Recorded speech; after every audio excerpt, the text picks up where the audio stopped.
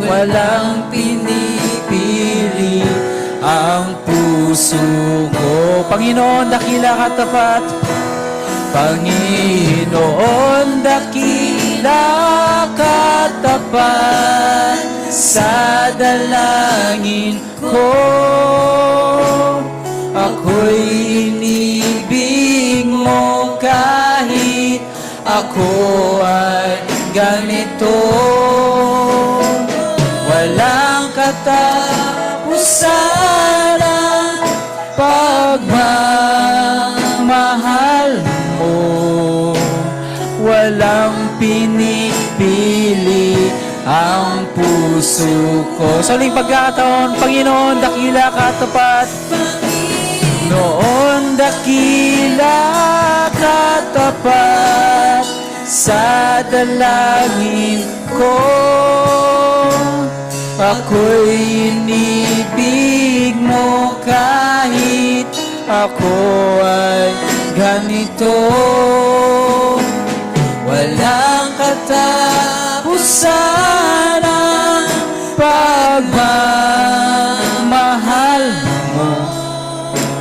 Walang pinipili ang puso mo. Kahit kailan di ka nagkulang, biyaya mo sa akin laging laan. Pag-ibig mo sa'kin walang hanggan. Inibig mo ako noon pa man. For the last time, kahit kailan, kailan di ka nagkulang, biyaya mo sa akin laging laan. Pag-ibig mo sa'kin walang hanggan. Inibig mo ako noon pa man. Inibig mo ako noon pa man. Amen. Hallelujah. Hallelujah. Thank you, Lord Jesus. Di ka magkukulang, Lord, kahit kailan kami man ay patuloy na nagkukulang, Lord. Bahalang araw, katulad mo, darating din ang pagkakataon na malulubos ang aming mga pananampalataya. Ang aming mga pagkukulang ay matatapos, Panginoon. Salamat. Hallelujah. Awitin pa natin ang isang awitin, mga kapatid. Diyos ka sa amin. Ating Diyos ay nag-iisang Diyos sa ating mga buhay. Hallelujah. Papatuloy lang tayo sa paglilingkod sa nag-iisa at tunay na Diyos. Amen. Dahil siya ay karapat-dapat na paglingkuran. Hallelujah.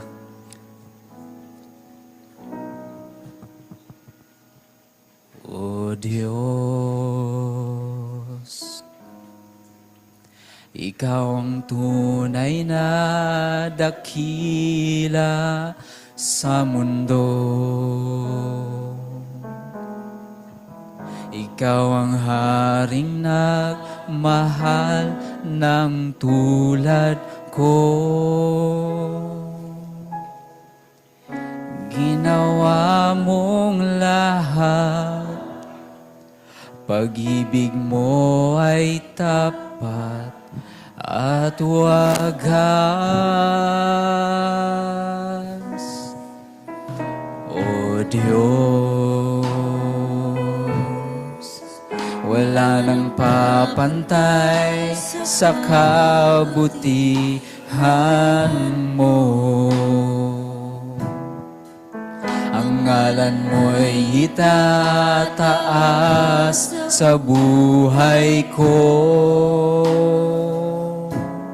Sundin ang loob mo, iparinig ang nais mo. sa lahat ng panahon. Sa lahat ng panahon, Diyos ka sa amin. Lahat ng oras, nariyan para sa amin. Panginoong Yesus, purihin ka. Dakilain ka sa buhay ko, aming Ama. Hallelujah. O Diyos, Ikaw ang tunay na dakila sa mundo. Amen. Hallelujah. O Diyos, Ikaw ang tunay na dakila sa mundo. Ikaw ang haring nagmahal ng tulad ko. Sundin ang loob mo, iparinig ang nais mo. Sa lahat ng panahon, sa lahat ng panahon, Diyos ka sa amin. Sa lahat ng oras, nariyan para sa amin. Panginoong Yesus, purihin ka. Dakilain ka sa buhay ko. Sa lahat ng panahon, Diyos ka sa amin. Sa lahat ng oras, nariyan para sa akin. Panginoong Yesus, purihin ka. Dakilain ka sa buhay ko. Sa lahat ng panahon, o sa lahat ng panahon, Diyos ka sa amin. Sa lahat ng oras, nariyan para sa amin. Panginoong Yesus, purihin ka. Dakilain ka sa buhay ko. Di nagbabago, di nagbabago. Diyos ka sa amin. Sa sandigan, nariyan para sa amin. Panginoong Yesus, maghari ka. Nagliwanag ka sa buhay ko. Di nagbabago sa uling pagkakataon. Hallelujah. Di nagbabago. Diyos ka sa amin. Tanging sandigan, nariyan para sa amin. Panginoong Yesus, maghari ka. Magliwanag ka sa buhay ko, aming Ama.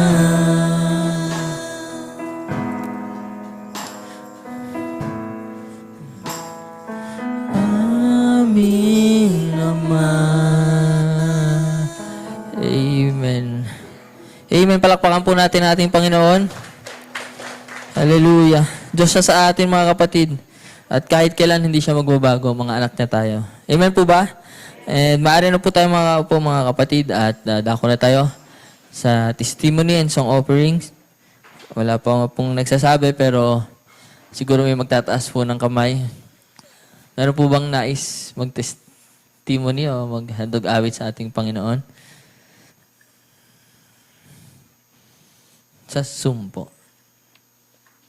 Wala. Meron po ba?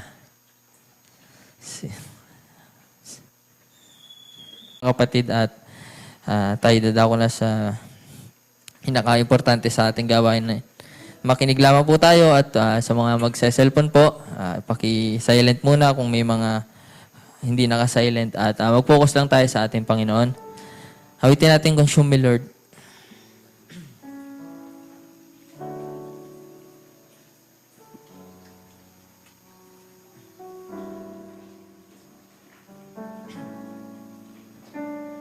Consume me, Lord, with the fire of your Spirit. Consume me, Lord, and make me more like you. Won't you break me, Lord, and bless the broken pieces of my life. Let me be used, Lord, by you.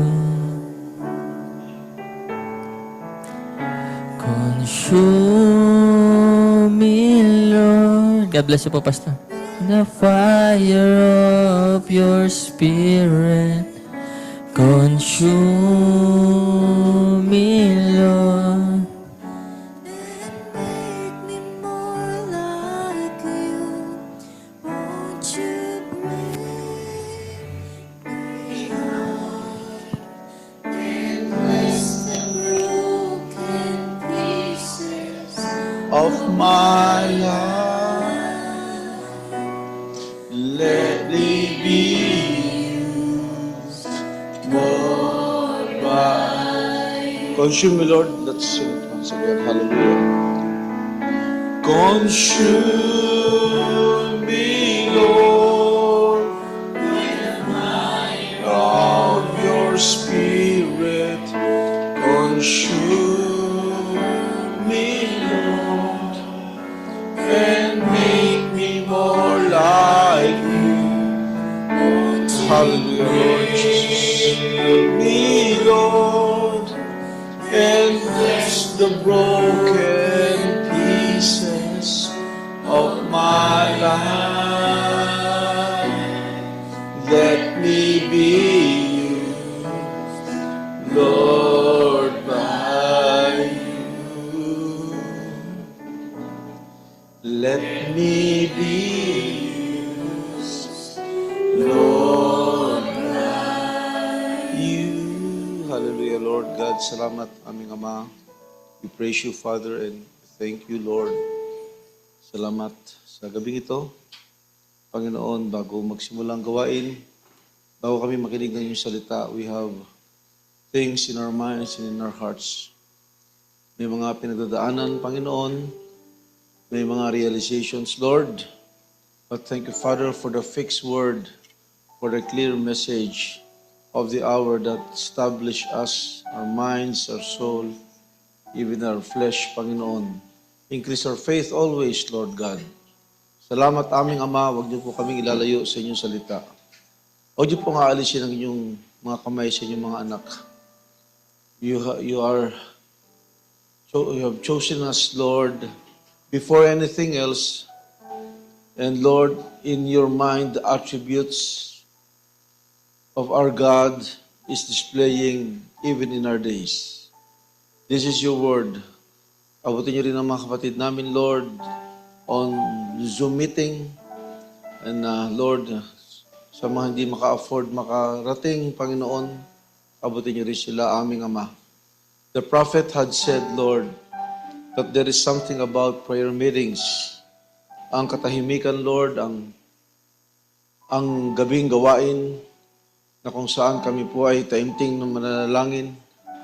Ngunit wala ang lahat ng bagay, Panginoon, na lakas kung walang ang lakas ng iyong salita. Always your word first. And you reach our hearts and even our minds. Speak, our Lord. Speak your word. Maraming salamat. We thank you, Father, bago namin sambitin at ipanalangin ang aming mga panalangin, Lord. Create in us a clean heart, O God, always. Maraming salamat po sa pangalan ng aming Panginoong Kristo Jesus. Amen, amen, and amen. Thank God. Hallelujah. For a text this evening for the prayer meeting, let us read Genesis chapter 13, verse 5 to 12.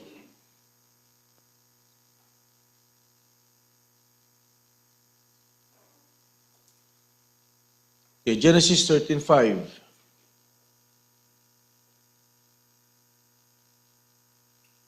Hindi na ganun yung monitor doon.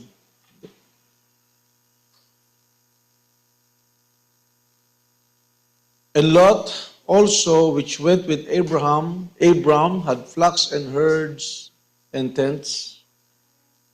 And the land was not able to bear them, that they might dwell together, for their substance was great, so that they could not dwell together. And there was a strife between the herdmen of Abram's cattle and herdmen of Lot's cattle. And the Canaanite and the Perizzite dwelled then in the land. And Abram said unto Lot, Let there be no strife, I pray thee, between me and thee, and between my herdman and thy herdmen, for we be brethren. Is not the whole land before thee? Separate thyself, I pray thee, from me. If thou wilt take the left hand, then I will go to the right, or if thou depart to the right hand, then I will go to the left. And Lot lifted up his eyes and beheld all plain of Jordan, that it was well watered everywhere before the Lord destroyed Sodom and Gomorrah, even as the garden of the Lord, like the land of Egypt, as thou comest unto Zoar.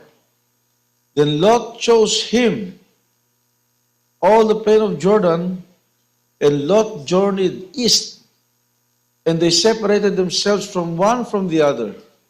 And Abram dwelled in the land of Canaan, and Lot dwelled in the cities of the plain, and pitched his tent toward Sodom. 2 Corinthians chapter 6, verse 17 to 18. Wherefore come out from among them, and be ye separate, saith the Lord. 2 Corinthians 6, 17 to 18.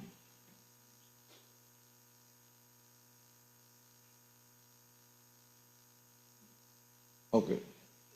Therefore come out from among them, and be ye separate, saith the Lord, and touch not the unclean thing, and I will receive you. And I will be a father unto you, and you shall be my sons and daughters, saith the Lord Almighty. And the Lord will speak to us this evening. Maaari na tayo makaupo, mga kapatid. And magandang gabi sa ating Panginoon and sa ating lahat. And I would like to speak about this subject after nating matapos yung series of the Statue of Perfect Man, and we have the last series last Sunday. And after the service, even yung mga naka-Zoom, I receive messages that it was appreciated that we realize ito palang Statue of Perfect Man, lalo na isang kapatid, no? Na we realize that this long time na tinitingnan nating illustration ng prophet ay merong angle ng marriage, no? Dahil hindi nga natin, noon hindi ko ito maintindihan that how can we be as human? Bride tayo ng ating Panginoon, but still we're human, imperfect, will be perfect. That is the Bible, no? That is biblical. And kung yan ay nasa Bible, mangyayari yan. Kung yan ay nasa Bible, you just have to believe. For if our Father in heaven is perfect, then we will be perfect. No? For the sake ng mga hindi naka-attend last Sunday, or, no? Kasi, sa panahon natin, no? Noon siguro, pag hindi mo maintindihan, basta ang claim natin, nasa Bible yan, mangyayari yan. By faith. No? Ang maganda sa panahon natin, the wise shall understand. Hindi niya lang ito pananampalatayanan, marireveal ito sa kanya. No? Dati, no, ang faith, of course, it was defined by the Bible. It is the evidence of the things not seen. It is the substance of the things hoped for. Ibig sabihin, hindi mo pa man makikita na nananampalataya ka na. Then the prophet has really clarified and concluded, faith is revelation. Ibig sabihin, no, ito'y dating hindi mo nakikita, pero ngayon naiintindihan mo na. No? Isang bagay ang mahirap.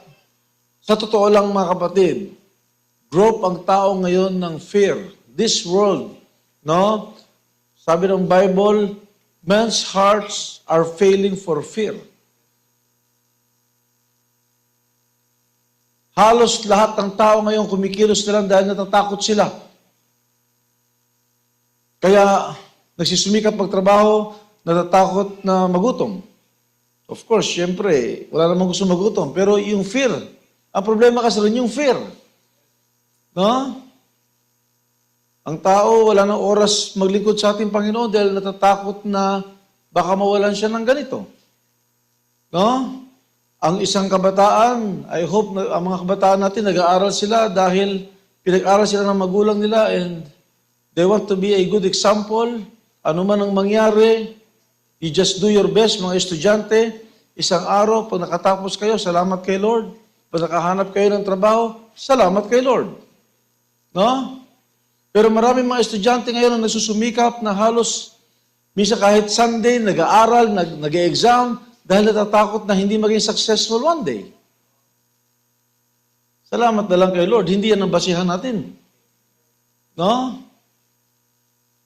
While the world, ang sabi ng Bible, men's hearts are failing for fear, ano sabi ng ating Panginoon sa kanyang mga separated ones? Fear not, little flock.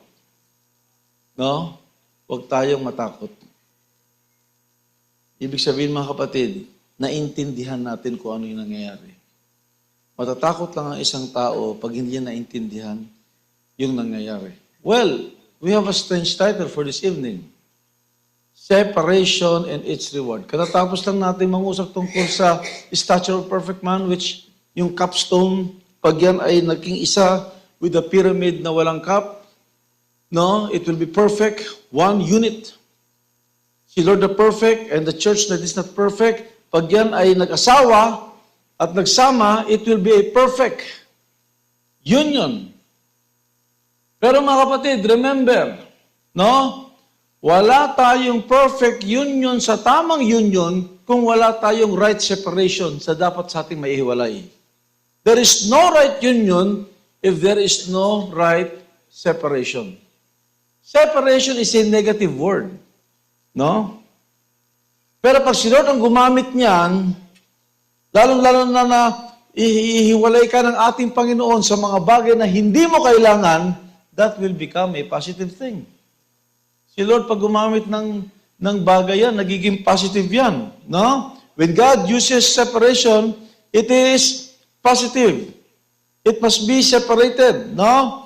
Ang pinakamalaki, listen to this, kasi mamaya i-microscope natin yan. Merong macro separation, hanggang sa maintindihan natin, paliit ng paliit, no? Ang malaking daya ng kaaway sa panahon natin, listen to this.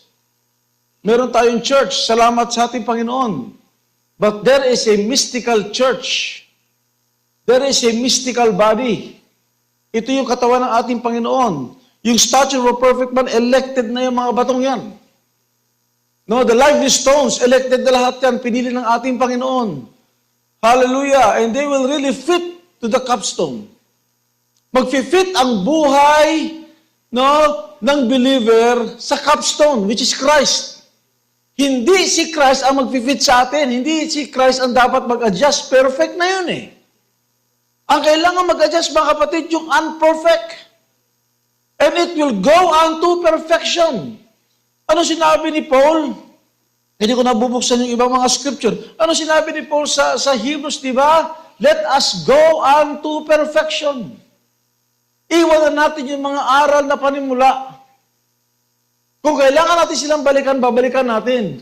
But let us go unto perfection. Imagine, merong mga aral na kailangan mag-move on ka na. Yeah. Nandyan lang yan. Ang Bible perfect yan. Kaya nga merong Book of Life, merong Lamb's Book of Life. Ano pagkakaiba nun? May pagkakapareho sila, may pagkakaiba sila. No?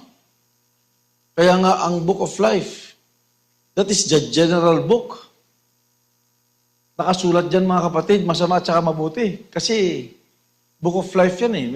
Sa earthly life natin may masama, may mabuti. Pero yung Lamb's Book of Life, walang masama doon. Pag sinabing Lamb's Book of Life, that was before the foundation of the world.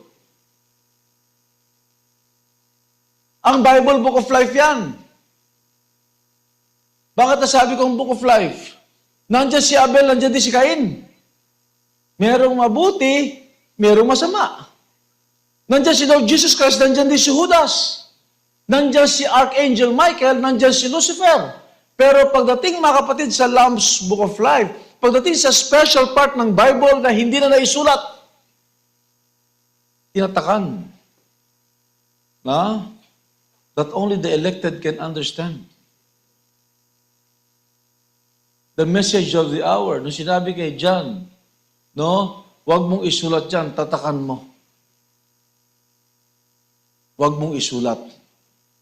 Ibig sabihin mga kapatid, it is written in symbols. Sa kahit basahin mo, pag hindi binuksan sa iyo ng Diyos yan, parang Lamb's Book of Life yan. Pag hindi ka tinawag, hindi mo talaga ito maintindihan. But thank God, it is the wise that shall understand. Kaya nga mga kapatid, in order for us to be united with the Lord, we must have the right separation. No? Ito ang challenge sa panahon natin eh. Di ba? Tayo mga kapatid, of course, pag Wednesday, some of us, or most of us are not here, nasa Zoom sila. Pero fellowship tayo. Kanina, Bible study ako sa Carolina. And we talk about sin. At yung sin problem na yan, sabi ko nga sa kanila kailan ba tayo nagsimula magkaroon ng kasalanan? Sabi kasi ng Bible, kung sino gumagawa ng kasalanan, alipin siya ng kasalanan. So pag naging alipin ka, wala ka nang magagawa kundi gawin yung sinasabi ng boss mo. Pag ang kasalanan ang boss mo, kapag wala ka kay Lord, talagang susundin mo yan, whether you like it or not. Kaya maraming nagsasabi, ayoko naman itong gawin, pero ba't mo nagagawa? You are a servant of sin. Pero may solusyon ang Panginoon dyan. May solusyon si Lord. You repent and be baptized in the name of our Lord Jesus Christ for the remission of sins. Yun ang unang pangako. And you should receive the gift of the Holy Ghost. Siyempre, mga bago yung mga kapatid, no, at ang sabi ko nga, sabi ng 1 John, but if we walk in the light as He is in the light, we have fellowship with one another, and the blood of Jesus Christ cleanseth us from all sin. That's why I encourage fellowship. Nakita nyo endpoint ng fellowship ko, anong resulta? And the blood of Jesus Christ cleanseth us from all sin. Pag umupo ka dyan, merong nalilinis kahit papano. Sikapin nyo lang yon. Hindi kasi natin kayang gawin yun sa sarili natin. Tignan nyo, pag nawawala ka sa fellowship, pakiramdam mo, dumi-dumi mo ulit, hindi naman mali yun eh, tatama yun eh. No? Dahil kapag lumalabas ang word, may nililinis siya dyan. Until such time na maging sistema mo na yan. Until such time na talagang gusto mo nang ihiwalay sa sistema mo yan, though we are in the sticky nature, sticky flesh, at least meron sa loob na nakahiwalay na. Hallelujah. It is the separation and its reward. No? And look at this. Di ba? Ayaw. Nakaupo kayo dyan. You pray na hindi ka lang church-goer. Kita niyo, pag nasa gawain tayo, hinihiwalay tayo sa libutan. Di ba? Wala tayong pakialam sa nasa labas. Kaya minsan, yung mga cellphone, daya yan. Kung nasa gawain ka, as much as possible. Kung hindi mo naman ginagamit na notes yan, you don't hold it. Kung hindi ka naman nagmamonitor ng online virtual meeting, kung wala ka namang minomonitor using your cellphone. Kasi ang nangyayari mga kapatid, yung daya ni Satanas, nandyan ka, pero ang fellowship mo nasa labas. Lalo pag habang sa service, tumatawa ka, harap yung cellphone mo, ba't ka tumatawa? Hindi naman nag-joke yung preacher. Di ba? Na hinihiwalay ka dito. No? Kaya sabi ko nga, di ba, huwag niyong hintayin. Itong mga deacons, talaga gawing batas siya. Walang cellphone, lahat yan nasa basket. Ayoko mangyari kasi siya lang ibig sabihin, wala tayong disiplina. No? Mga ano ba tayo dito? Mga bata na kailangan pandisiplinahin? That's basic. If we are here, we have fellowship, inihiwalay tayo sa sanlibutan. Practice na ito. Hallelujah! Kaya nga pag magkakasama tayo, di ba? If we walk in the light as He is the light, we have fellowship with one another. Kaya tayo nagkakaroon ng fellowship, nakakita tayo ng isang liwanag. At yan ang naging common sa atin. Diyan tayo nagkaroon ng fellowship. Ano yung liwanag na yan? Hindi yan literal na lumiliwanag na katulad dito na pag nakaupo ka dyan, lumiliwanag yung mga bagay na hindi mo maintindihan. Because we are totally separated. No? Sa panahon natin, ito ang challenge. The challenge of our days are illegal unions. Both spiritual and physical. Luke chapter 17, 26. Let us read this. As it was in the days of Noah, Luke 17, 26. So shall it be in the days of the Son of Man. Look at this, no? Luke 17, 26. Si Lord Jesus Christ, isang beses lang siyang humawak ng Bible when He preached the acceptable year. During His life, hindi siya humawak ng Bible, pero alam niya ang Bible. Why? Because He is the Word. Alam niya si Noah. Di ba kahit may mga pelikula, hindi humahawak si Lord ng Bible. Kasi siya na yung naglalakad ng mensahe ng panahon. Siya yung pinakilala ni John the Baptist. Kasi si John the Baptist prophet, ang pinakilala ni John the Baptist is the message of the hour, the prophet of the prophets himself. Kaya nga nung dumating ang ating Panginoong Kristo Jesus, nawala na sa eksena si John the Baptist. Hear ye him. The same thing mga kapatid, matuwa tayo sa panahon natin. Kalooban ng ating Panginoon na kinuha si Brother Branham as a prophet, pero meron siyang tinuro. At lahat ng itinuro ng prophet, mga kapatid, during the time ni John the Baptist, tinuro niya ang ating Panginoon, nagsunuran lahat sa ating Panginoong Kristo Jesus. Because Jesus Christ is the message of that hour. He is God Himself, the Word made flesh. Mamaya, makikita natin yan, the Word made flesh again.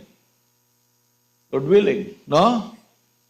And as it was in the days of Noah, so shall it be in the days of the Son of Man. They did eat, they drank. They married wives, they were given in marriage until the day that Noah entered into the ark and the flood came and destroyed them all. Likewise also as it was in the days of Lot. They did eat, they drank, they bought, they sold, they planted, they builded. But the same day that Lot went out of Sodom, it rained fire and brimstone from heaven and destroyed them all. Even thus shall it be in the day when the Son of Man is revealed. Okay, listen to this. Hindi nagbababa ng moral ang mensahe. Kahit na ang ating Panginoong Kristo Jesus during that time, yun ang modern day para sa kanila. Pero ibinalik ng ating Panginoon ang kasalanan ng tao sa panahon ni Noe, sa panahon ni Lot. Napansin niyo ba mga kapatid, yan ang, no? Yan ang binasa natin si Abraham at si Lot. Yung binasa nating teksto mga kapatid, kailangan maghiwalay si Abraham at si Lot. Kahit na pinakamamahal na pamangkin ni Abraham si Lot, may panahon na dapat silang maghiwalay. Dahil may pangako si Abraham na hanggat hindi umaalis sa piling niya si Lot, hindi niya ito matatanggap. You know, believers, mga kapatid, ang blessing ni Lord nakahanda na. Baka ikaw ang hindi pa handa. Baka may pinahihiwalay sa iyo si Lord na hanggang ngayon hindi mo maalis-alis. Okay, magalala. Hindi si Lord, kapag pinili ka niya, hindi niya babawiin yung pagpili niya dahil hindi mo pa inihiwalay yan. Ang problema, nadidelay yung blessing mo.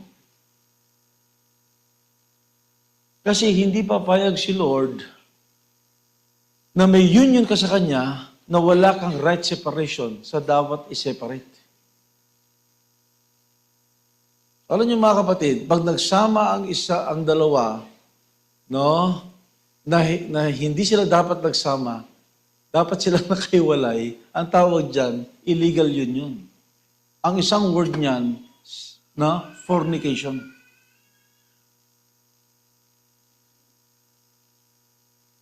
Ano sinabi ng Panginoon sa Luke 17:30? Yung panahon ni Noe, yung panahon ni Lot, pareho silang type na pag ang Son of Man ay na-reveal at yan ang panahon natin. Sa panahon natin, the Son of Man is revealed. The day when the Son of Man is revealed. Ano ba yung panahon ni Noah? If you will read Genesis chapter 6, yung panahon ni Noah ang panahon ng common law relationships. Ano ba yung common law relationship, Gilbert? Mukhang pang-abogado yung term na yun. Ano kaya yun?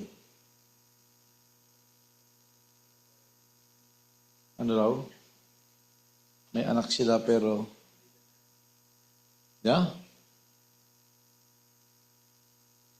Parang abogado ka pala, Gilbert, alam mo. Sabi ni Brother Gilbert, may anak sila pero hindi kasal. It's okay, no?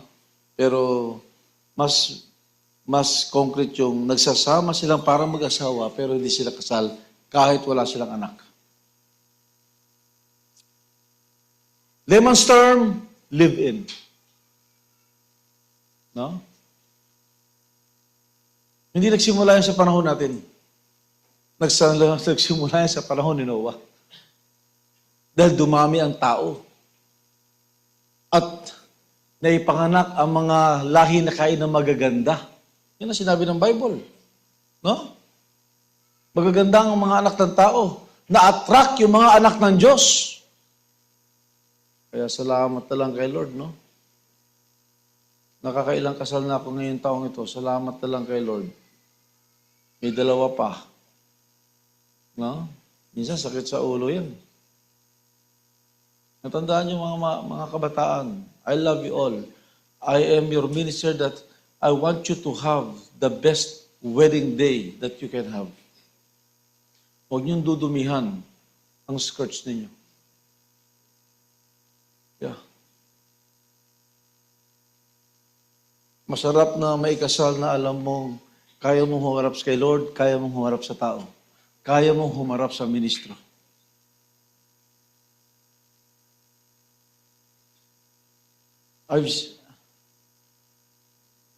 May mga nag-request sa akin dati magpakasal na talagang hindi ko kinasal. Dahil mahal ko sila. Dahil ayoko silang mamislead. Dahil kung nagkamali, Kaya magpatawad ang Panginoon. No? Walang kasalanang hindi kaya patawarin si Lord. Pero pag pag yung morals na yan ng kasalanan talagang, no, you really need to repent and expose it. May mga naayos dahil nakinig. No? May mga nagkakaproblema dahil nagtago. Yun ang problema.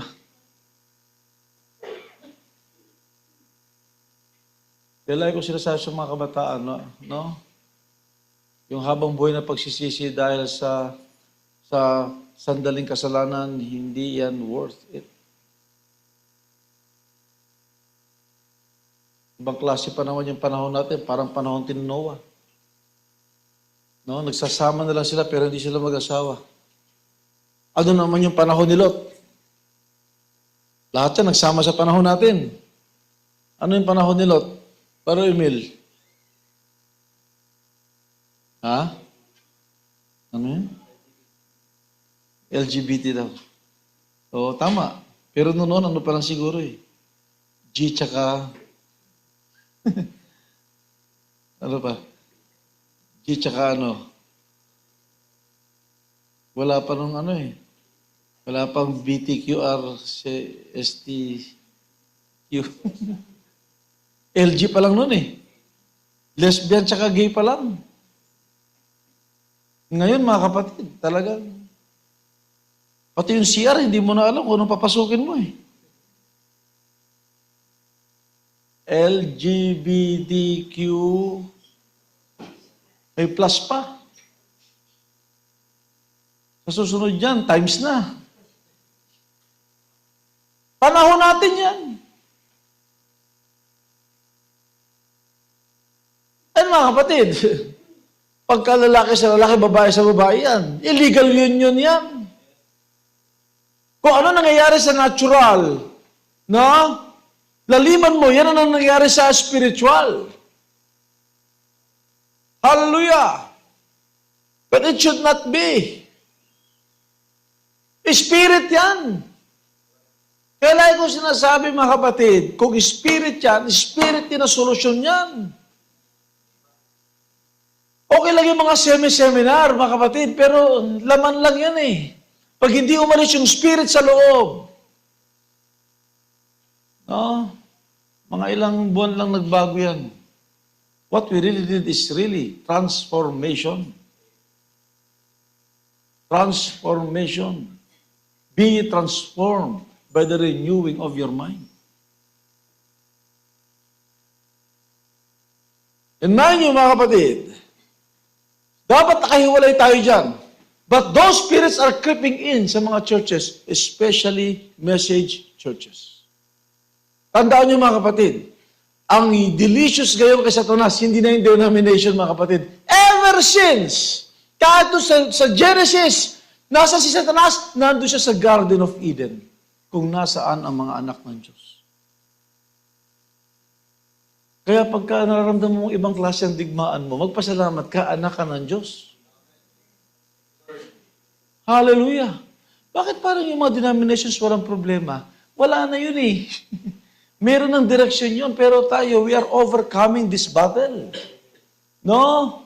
Na ang liko'y magpapakaliko, ang marumi magpapakarumi, but thank God, ang matuwid ay magpapakatuwid, ang banal ay magpapakabanal.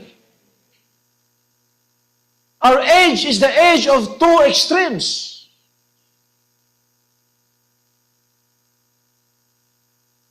Kaya nga, press on. No? Press on. Can we read this quote? And Jesus said, He that believeth on me, the works that I do shall he do also.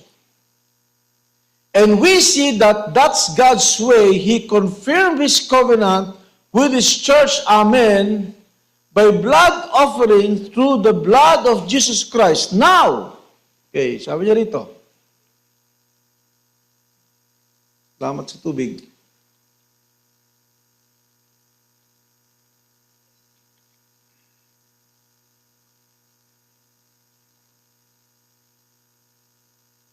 Sige. Yun lang kaila.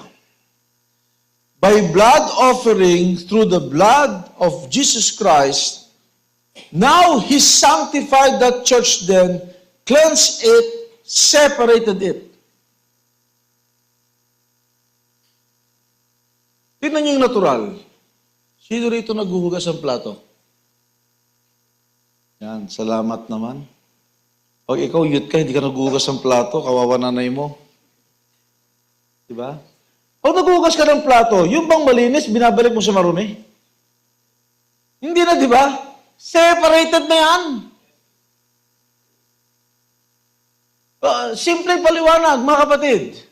No? Ang sabi ng prophet, He sanctified the church, then cleansed it, separated it, and when separation comes, mean to be set aside. Actually, the word sanctify is a Greek word compound which means sanctified, cleansed, and set aside for service. Justified, thank God, tinawag tayo ng ating Panginoon. Pag tinawag tayo ng ating Panginoon, lalo kung bago ka pa lang, huwag kang hihinto. Kasi unti-unti ka nang nililinis dyan. Kaya minsan, ang buhay mo hapay-hapay, minsan nandiyan ka, minsan wala ka. Hindi tayo consistently going to church just to form a religion. It's not. Kaya ang isang bride, ang isang believer, ginaganahan niyan, mga kapatid, na makinig kasi may nangyayari sa kanyang maigi. May resulta yan. Kung sa palagay mo wala pa, umupo ka lang dyan. Dahil yan ang maghihiwalay sa'yo. Habang nililinis ka ng ating Panginoon, you are cleansed and set aside. Para saan? Wala ka pa sa Holy Service, para in the future for the Holy Service. Justification. Ano ang susunod niyan? Sanctification. Katulad ng paliwanag ni Brother Emil ng men's fellowship namin. Di ba? Yung isang baso na nahulog sa putikan, may-ari nun, kaya lang naligaw siya. Di ba? Ligaw tayo lahat. Nung wala pa tayo kayo, naligaw tayo lahat. Pero itong maganda, may-ari sa atin. Before the foundation of the world. Ibig sabihin, nawala lang ako sa tamang kong posisyon.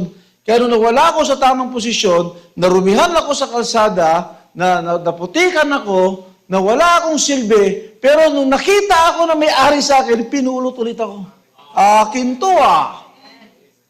Hallelujah. Bakit sa dinami-dami ng baso, ikaw ang pinulot? Kasi galing ka sa Kanya. Kahit maraming baso ron, lalo na pag yung baso mo may pangalan. Diba? Akin to ah. Ito yung matagal ko nang hinahanap. Bakit ito narito? Nung ikaw ay pinulot, justified. Hallelujah. Kung hindi dahil kay Lord, wala tayo rito lahat. May pumulot sa atin. Hallelujah. Sineparate ka na doon sa maruming sitwasyon. Pero tandaan mo, hinango ka sa maruming sitwasyon, pero marumi ka pa rin. Kailangan mong linisin. Kaya nga pag-attend mo ng unang service, naku, puro patama ah. Diba? Diba, Brother Tom? Yung sasabi mo? Nung uminom ka na ng tama, lahat ng mali, tinira.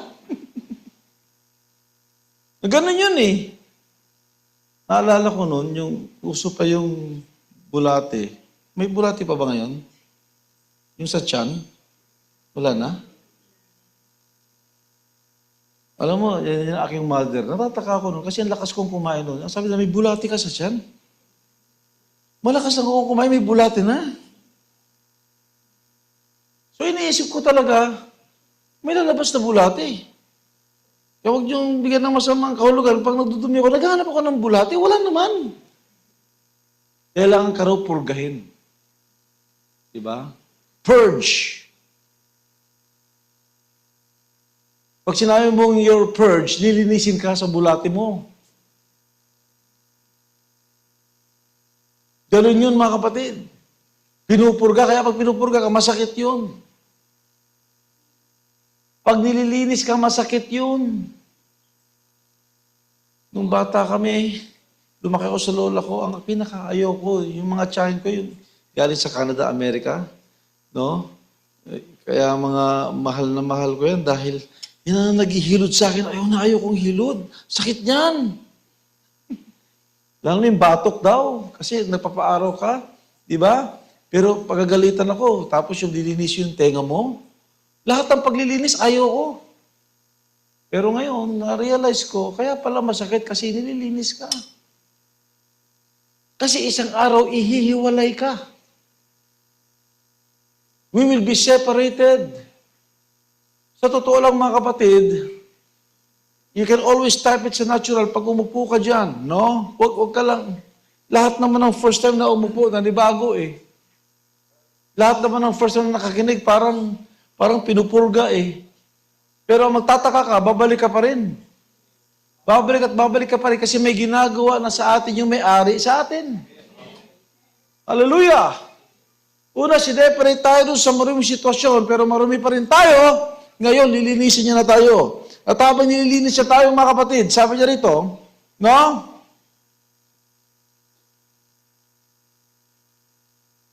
It will be put in service na habang, no? Tignan nyo, na habang nakikinig kayo dyan, may inihihiwalay ang Diyos sa puso nyo. Ang separation hindi nagsisimula sa physical, doon pa lang, ay mali pala ito. Ito pala yung tama, ito yung mali. Doon hindi mo man nagagawa, but at least, doon sa loob mo, there's the word that separates. Because it is a sword. Ang salita ay tabak.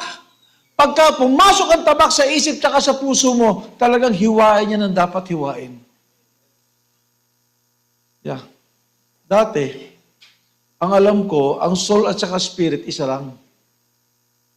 Kasi siyempre, malay ko ba, soul, hindi nakikita. Spirit, hindi rin nakikita. Kaya ang akala ko, pareho lang yun. Hebrews 4:12. Can we read this? Sabi niya rito. For the word of God is quick and powerful and sharper than any two-edged sword. Hebrews 4:12. Ayan. No?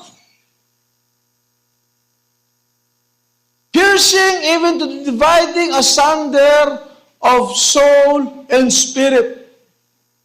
Salamat sa salita ng Diyos, inihiwalay niya ang soul and spirit. Hindi pala pareho yan. Magkaiba pala yan. Ano pa ang inihiwalay ng word?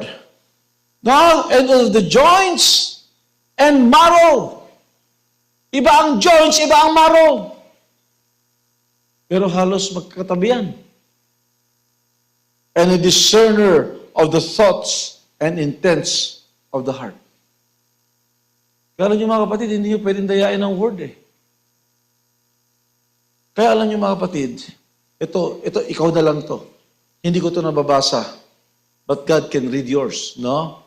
Huwag ka na mag-justify. Pag tinamaan ng word, yung hinihiwala niya dyan, sabihin mo na lang, Lord, Amen. Hallelujah. Don't justify. Kung gusto mo mabilis kang baguhin ng Panginoon, Lord, Amen. Ang hirap nito, Lord, but Amen. Inihiwala ng Lord yung tama at saka mali. Thank God. Diyan magsisimula yan. And it has a reward. Do you believe that? Lahat ng inihihiwalay ng Diyos, pag sumunod tayo sa Panginoon, may reward sa dulo yan. If you want your reward. Tandaan niyo mga kapatid, iba ang salvation, iba ang reward. Though a salvation can look as a reward, pero mga kapatid, sasabihin ko sa inyo, iba pa yun. Kasi yung salvation natin, wala pa tayong ginagawa, ibinigay na yan before the foundation of the world. But the reward ba kapatid, kung ano yung labor mo. Our labors are not in vain.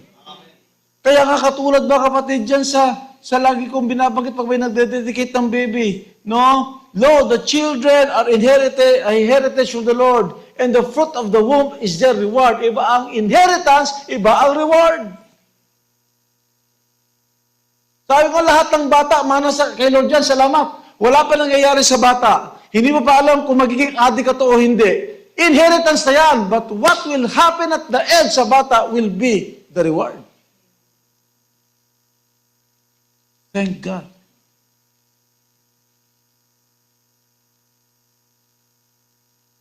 Kaya di ba magiging malinaw pagka nasa separate ang dapat ma-separate?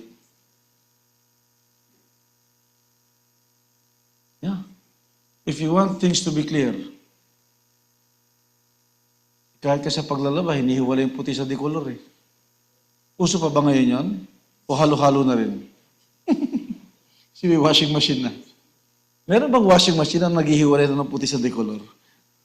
Huh? Color sensitive. Diba? There is a separation from the inside, soul and spirit. Okay. Saan nangyari ang unang separation na tama? Saan? Kapag simula, alam natin kung saan aklat yan. Genesis chapter 1. Sige nga, basahin na natin ang verse 1. Let us see this. Sabi rito, in the beginning, God created the heaven and the earth. And the earth was without form and void, and darkness was upon the face of the deep. And the Spirit of God moved upon the face of the waters. We know what happened. No? Nung tinapon ng Diyos si Satanas and the 1/3 of the angels dito sa lupa, nagkagulo ang lupa na nilikha ng Diyos. What God made, heaven and earth, is a perfect heaven and earth. Tandaan niyo mga kapatid, hindi gagawa si Lord ng hindi perfect. No? Magkakaroon ng imperfection yan pag pumasok yung kaaway. That's why nung tinapon dito sila sa Satanas, the earth was without form and void, nagkagulo. Talking about dinosaurs, no? Pero yung mga higante ba naman nandito na si Satanas at ang mga demonyo, pag pumapasok talaga yan, magulo. Tandaan niyo mga kapatid, kung may ginawa ang maigi sa inyo ang Diyos, huwag niyong hayaang pumasok ang kaaway na maging masama ang ginawa ng Diyos na mabuti. Yeah. Even, sabi ko nga, nung Sunday, di ba? Even your marriage. Alam niyo ba mga kapatid, yan ang sinabi ng ating Panginoon na that was very good. No? Nung lumabas ang liwanag, it was good. Yung lumabas yung mga firmament, it was good. Yung lumabas yung mga hayop, it was good. Nung lumabas yung tao, it was very good. Nung ang tao nalungkot, it was not good for a man to be alone.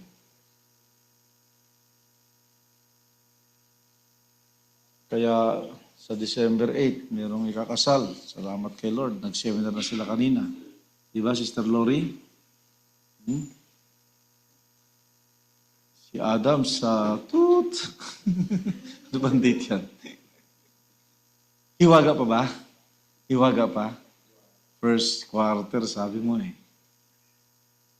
Huwag naman March 31, 2026 ha. Talagang huling araw ng first quarter. Let's pray for Brother Adam. Because it was not, Adam pa naman ang pangalan niya. No? Talagang, it was not good for you to be alone. Ha? You must have a helpmate. Okay? Hindi aksidente pangalan mo, kapatid. It was not good for a man to be alone. Lahat yan, good, good, good, good. Let's continue to read. In the beginning. Okay, tatapos na natin yung verse 2. Verse 3, and God said, let there be light, and there was light. So, ang unang lumabas ay liwanag. Dahil nung naayos ang lahat ng bagay, niliwanag ng prophet yan, nung nahawi yung mga ulap, lumabas yung liwanag. Ibig sabihin ng liwanag nandun na. Kaya lang mga kapatid, doon natakpan ng ulap ang earth. No, may liwanag pero hindi niya ito mapakinabangan. Kaya nakita niyo ang buhay ng tao, lalo na yung mga loner, lalo na yung mga nag-isolate, ang akala mo ikaw na lang tuloy mag-isa. Lumabas ka kasi! Lalo ngayon, nauso yung mga work from home. Ang advice ko dyan, lumabas-labas din. Magpa-araw, magpahangin, baka akala mo, yun na lang ang mundo mo. Yeah. Nung nag-work from home at nag-online yung mga anak ko, advice ko sa kanila yan, get the basic medicine of the sun and fresh air. No? Kaya marami ngayon may sakit kasi yan ang trabaho eh. Yung kapatid ko, ganyan din. No? Pag call center, lalabas ng gabi, walang araw, at uuwi ng wala pang araw, tapos tunog buong araw. Nasaan araw? But God said, let there be light. Pakinabangan niyo yung unang resulta ng creation. Light. Sabi nila, isa pagka nagbabay ka ko ng tinatanghali na ako, sabi ng wife ko, kung itim-itim mo na, ewan ko ba't sarap makapakiramdam kung dinadapuan ng sun rays yung balat ko. Wala naman akong pakialam, lalaki naman ako. No? Mas mahirap siguro kung maputi ako, no? Ano kaya itsura ko, maputi ako.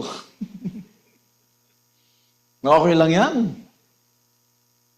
Ano sinabi niya? Ano sinabi niyang, let there be light? And God saw the light that it was good, and God divided the light from darkness, the first separation. Ang unang inihiwalay ng Diyos, liwanag at dilim. Ibig sabihin, kung pinaghiwalay ng Diyos siya ng una, hanggang ngayon, hindi sila pwede magsama. No? If I will not finish today, we'll have the second part of it. Yeah. Kung si Lord, ang sabi niya, kung sinong pinagsama ng Diyos ay hindi pwede paghiwalayin ng tao. The same thing, kung anong pinaghiwalay ng Diyos, hindi rin pwede pagsamahin ng tao.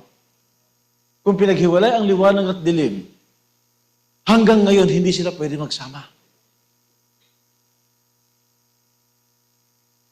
Bigyan mo ako ng instance, Brother Benok, Tom, na nagsama yung liwanag at dilim. Sige nga. Ito, maliwanag na yon. Oh. Of course, meron kang shadow na nakikita. No? Pag nakakita ka ng shadow, walang liwanag doon. Kasi hindi sila pwede magsama. Paano mo paalisin ang dilim? Hoy, dilim. No? Patayin mo lang lahat ng ilaw, automatic madilim na. Para mo mapaalis yung dilim, you turn on the light. Kaya pag may madilim na bahagi ng buhay mo, mga kapatid, kahit anong ayos mo dyan, hindi maayos siya pag hindi mo pinapasok ang liwanag ng salita ng Diyos. Alam niyo mga kapatid, minsan nakangiti tayo, pero minsan may mga bahagi ng buhay natin na madilim. Alam niyo mga kapatid, kung may bahagi ka ng buhay na madilim, hindi makakilos ang Diyos dyan. Si Satanas ang malakas dyan. Kasi nga, madilim. And they cannot join each other. Hindi pwede magsama yung liwanag at dilim. Pero pag pumasok ang liwanag sa bahagi ng buhay mong yan, huwag kang mag-alala, yung dilim maalis na lang. Di ba? Sabi nga, pag binuksan mo yung dito, pag pumasok ako dito na ako lang mag-isa, dilim lahat. No? Pag binuksan ko yung ilaw, yung dilim, unti-unting umaalis, pati yung mga ipis, pati yung mga butike. Kasi yung mga ganyan, mga insekto, mahilig sa dilim yan. Kaya pag lumiliwanag, sumasabay silang umalis sa dilim. Thank God for the light of the Word. Hallelujah. Dati ang dilim ng buhay natin eh. Why I said madilim? Hindi natin alam yung gagawin natin. Hindi natin alam yung direksyon natin. Nabubuhay naman tayo, humihinga tayo, pero parang wala, no? Salamat kay Lord, nung pumasok yung liwanag, nagkaroon ito ng direksyon, nagkaroon ng liwanag, kung ano man yung mali, kailangan maalis yan. Hallelujah! Because ang unang inihiwalay ng Diyos ay liwanag at dilim. Di pa tapos tayo dyan. Let's continue. Verse 5. And God called the light day, and the darkness He called night, and the evening and the morning were the first day. And God said, let there be firmament in the midst of the water, and let it divide the waters from waters. Divide na naman. No? Kaya yung hamog, mga kapatid, yung hamog tubigin. No? Minsan, lalo pag nandun ka sa mga probinsya, yung maaliwalas, paggising mo, ba't basa yung dahon kahit hindi umulan? Sa totoo lang, mga kapatid, nung wala pa ang baha, walang tubig na malalaki, ang nagdidilig ng halaman naturally, yung hamog. Dahil inihiwalay ng Diyos from waters to water. Imagine mo yan. No? Wala pang mga dagat noon. Nagsimula ang mga large bodies of water sa panahon ni Noah. Noon may mga bodies of water lang. Pero walang ocean, walang sea. And God made the firmament and divided the waters which were under the firmament from the waters which were above the firmament, and it was so. And God called the firmament heaven, and the evening and the morning were the second day. And God said, let the waters under the heaven be gathered together unto one place, and let the dry land appear. And it was so. And God called the dry land earth, and the gathering together of the waters called seas, and God saw that it was good. Inihiwalay din yung bodies of water, doon walang malalaki yan, no? Yan ay mga seas, pero walang ocean, inihiwalay sa lupa. Hindi ba napakaayos? What God had created then, dahil inihiwalay ang dapat mahiwalay, maayos noon. Perfect weather. Walang bagyo. Walang lindol. Remember this. Ayaw ni Satanas ng maayos. Kaya kung pinaghiwalay ng Diyos yan, ano gagawin ni Satanas para gumulo? Pagsasamahin niya yan. Bakit tayo may mga bagyo, mga kapatid? Ano sinabi ng prophet? Nagtanim ang tao sa hangin, umani siya ng hangin. Yeah. Kaya may mga bagyo, hindi mapipigilan mo ba yan? By prayer, we can. Pwedeng lumihis yung bagyo by prayer. Pwedeng humina yung bagyo by prayer. Pero may bagyo pa rin. Dahil nagtanim ang tao sa hangin, umani siya ng hangin. Another thing, no? Moses. Si Moses, as a chosen deliverer, nung siya ay bata, para siya ma-preserve, para matanggap ni Moses yung reward niya, kailangan siyang ihiwalay sa pamilya niya. No? May bahay si Moses na simple. Yun ang family niya. Pero may plano ang Diyos eh. Kailangan si Moses ma-preserve. Kaya inihiwalay siya, saan siya dinala? Sa palasyo. Pero yung nanay niya nag-alaga sa kanya, to make that story short. Yeah. O hindi pa rin nagsisimula ang total separation kasi nasa Egypt pa rin siya eh. Si Moses lumaki as a prince of Egypt. Si Moses lumaki, mga kapatid, pero meron siyang naririnig sa nanay niya, you are a deliverer. Somehow, listen to this, church. Ang nanay ay babae, ibig sabihin ay, ano yan? Church yan. We as a believer, kailangan meron tayong local church. Pagka umupo kayo dyan, meron church, mga kapatid, na nag-aalaga sa inyo, no? Meron, dito ka nakatanggap ng kapahayagan, pero tandaan niyo si Moses, nung bata siya, ang nagsasabi sa kanyang, you are a deliverer, ay nanay niya, pero darating yung panahon, magpatuloy ka lang, isang araw, Diyos na ang maririnig mo. Ano nangyari nung si Moses, mga kapatid? Alam niyang deliverer siya. Nakapatay siya ng isang Egyptian. Nung nakapatay siya ng isang Egyptian, natakot siya na hindi niya maintindihan. Bakit ako natatakot? Deliverer ako. May point naman si Moses eh. Inapi yung isang Hebrew. Because he is a deliverer of Israel. Pinatay niya yung Egyptian, pero yun ang naging dahilan para tumakbo si Moses sa ilang. At mapunta siya sa Midian. Now, Moses is again separated. Aksidente? Blessing ba yung separation ni Moses? Yes. Because Moses will receive his reward one day. Ano ang reward ni Moses? Freedom. Hindi lang freedom niya, freedom ng kanyang bayan, Israel. Doon si Moses tinrain ng Panginoon. Nag-alaga siya ng mga hayop. Inihiwalay siya sa kanyang bayan. Nagkaroon siya ng Gentile wife at nagkaroon siya ng family nang akala ni Moses tapos na ang buhay niya, tapos na ang karir niya, maghihintay na lang siyang mamatay, 80 years old na siya, nag-aalaga siya ng hayop, dito lang ako, nalimutan ko na ang Egypt, pero hindi ito nalimutan ng Diyos. May mission si Moses. Alam niyo kung kailan nagsimula ang Diyos kay Moses? Nung tapos na si Moses sa sarili niya. Alam niyo mga kapatid, maganda yung share ni Brother Tom nung linggo eh. Nung diskarte niya, wala rin eh. Kailan nagsimula yung diskarte ni Lord? Nung tapos na siya. Kaya pag ikaw pa yan, pabayaan ka lang ni Lord hanggang mapagod ka. Pag napagod ka na, anong sinabi ng Panginoon? Come unto me. All of you that are heavily laden, and I will give you rest.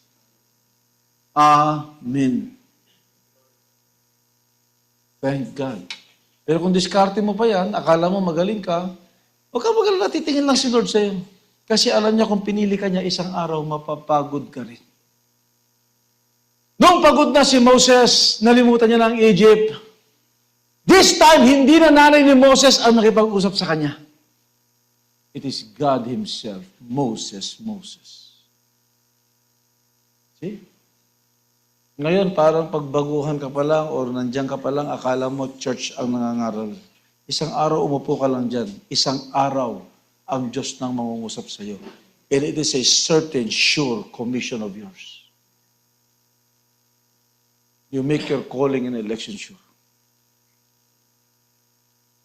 Pero paano nangyari yon kay Moses? Inihiwalay muna siya. Tandaan niyo mga kapatid, pag may tamang paghihiwalay at sumunod ka kay Lord, dadaling ka niya sa tamang union. At the right time, bumalik ka ngayon sa Egypt. Kung kailan si Moses hindi na marunong magsalita, kung kailan si Moses wanted na sa Egypt, kung kailan si Moses wala na siyang influence sa Egypt, saka siya babalik, yes! That is the perfect time because God has separated him for a while. Because he will have his reward, the freedom of him and all Israel.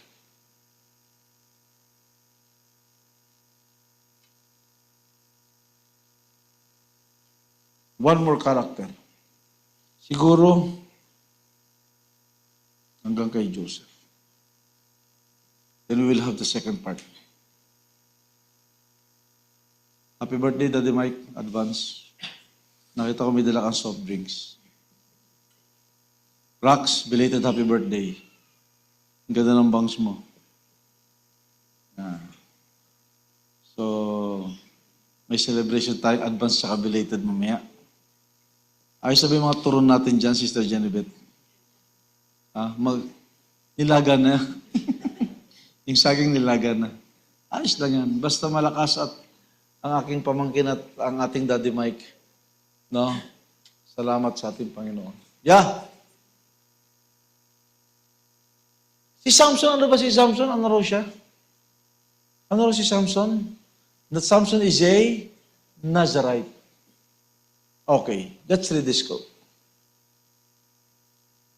Now we find out in Numbers 6 chapter that a Nazarite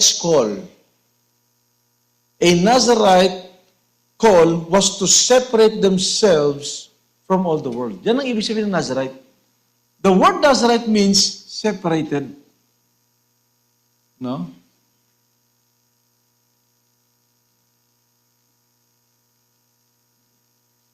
Ito na lang, Sister Kayla. A Nazarite call was to separate themselves from all the world.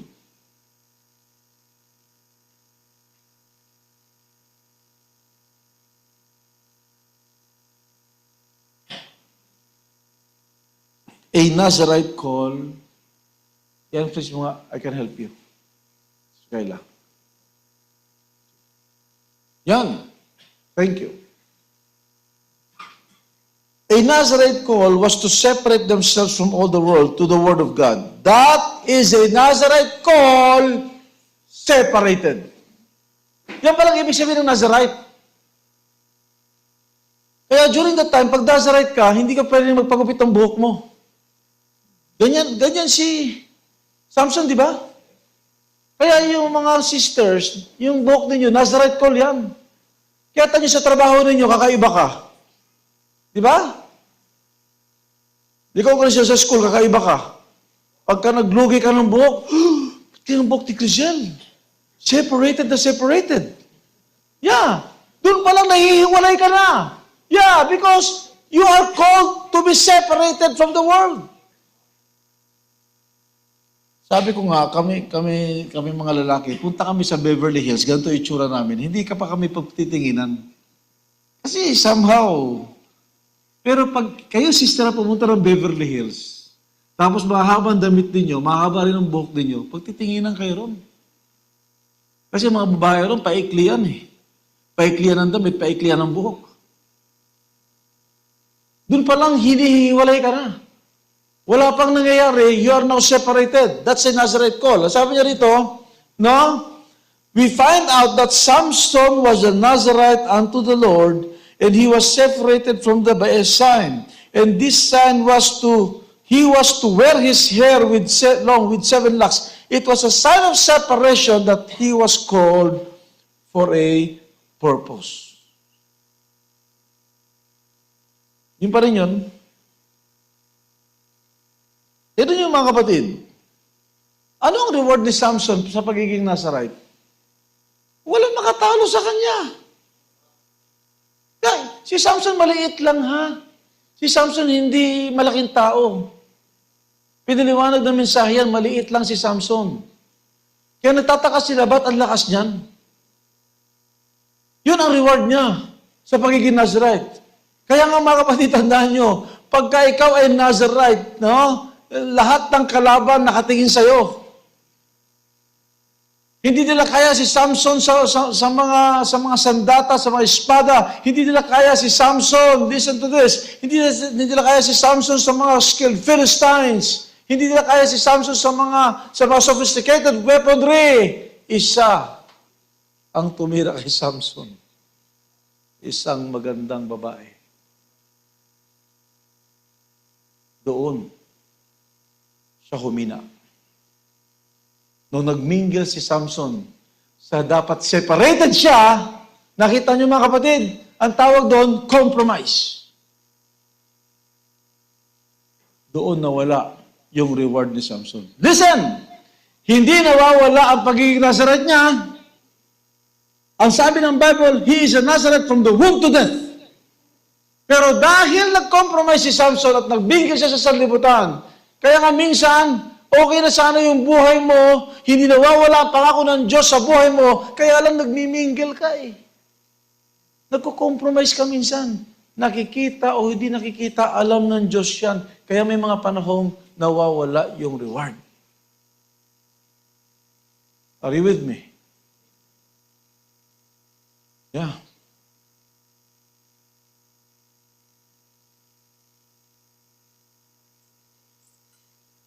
Ano nangyari kay Samson? Anong unang nawala sa kanya? Nung nanghina siya, dinukot yung mata niya. Yung vision niya.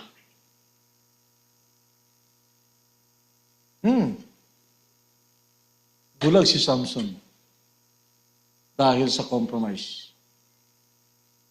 Gupit yung buhok na niya. kinulong siya. Remember the faithfulness of God. Look at the faithfulness of God. Si Samson kahit nagkamali, hindi nagbago ang pagiging Nazarite niya. Kailangan lang bumalik yung blessing para bumalik yung lakas niya. The covenant is the hair. Kaya medyo nagpapaputol-putol pa dyan ng mga split ends, putol din yun eh. No?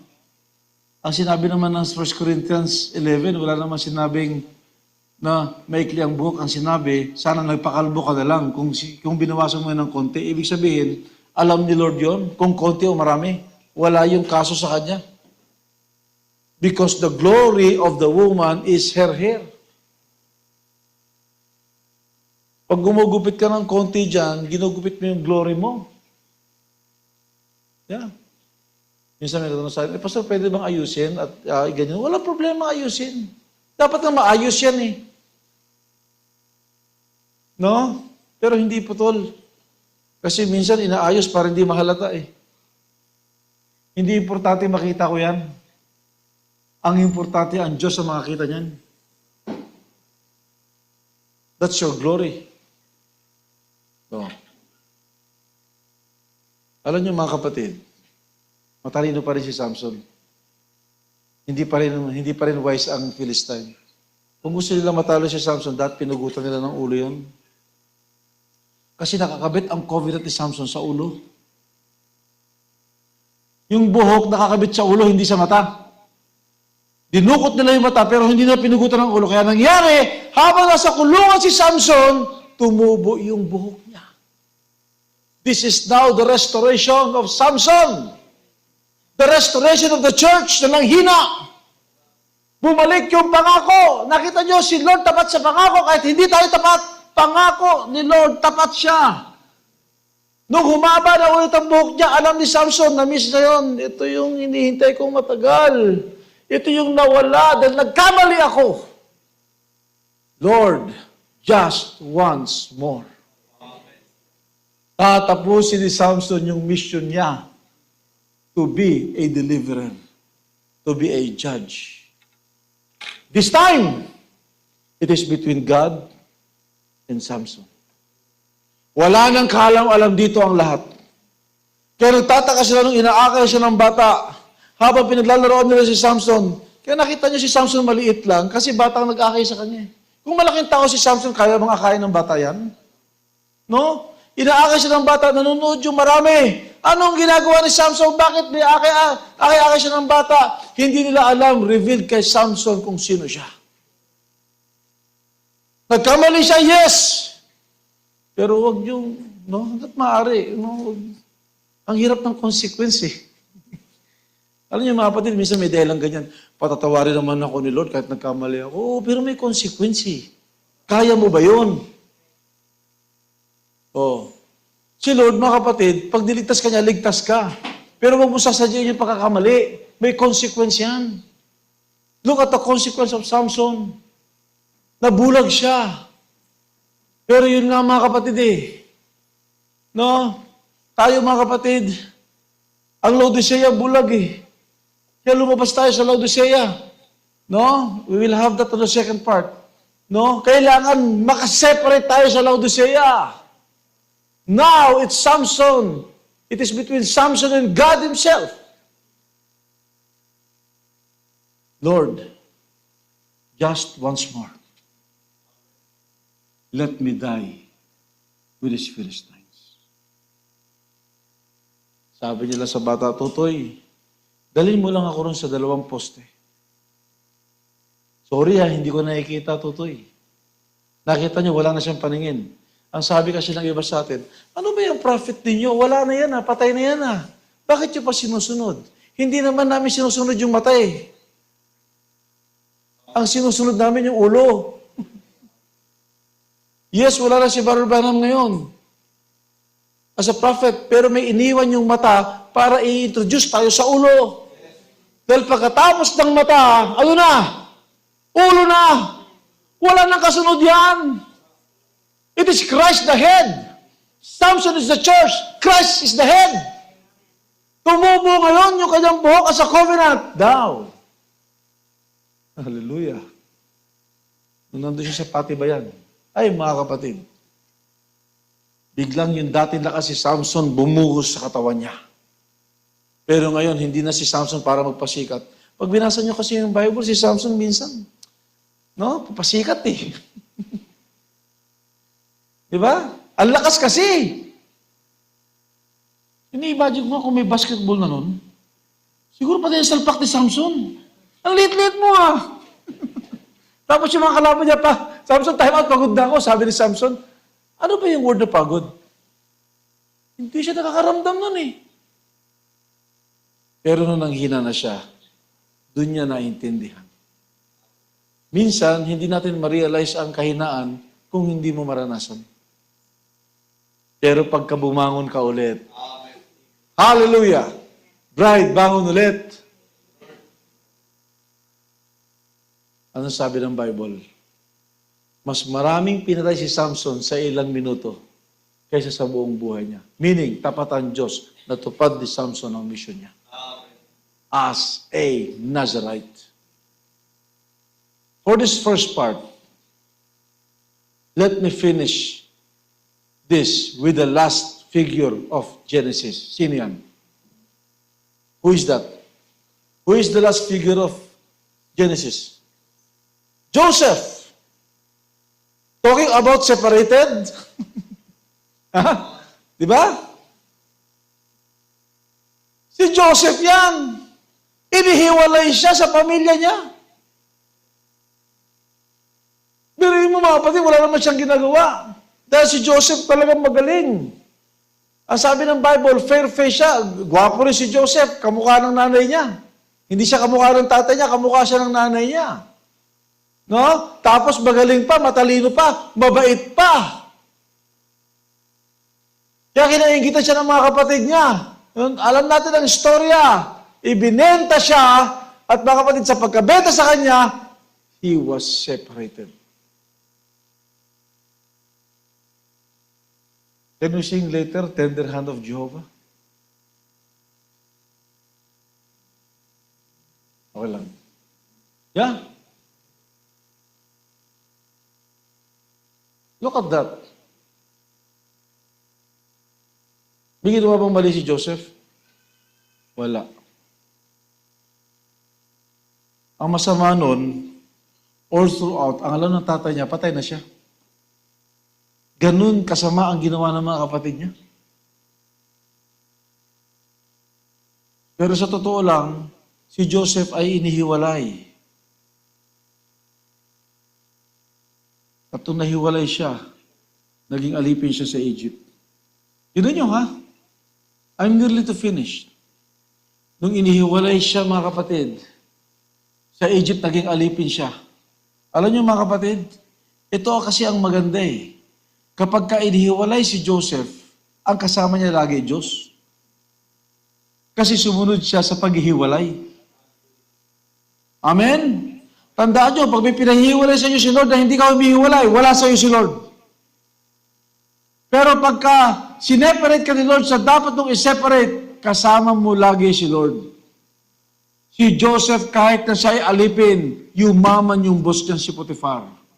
At dahil yumaman si Potiphar, bumilib sa kanyang asawa ni Potiphar.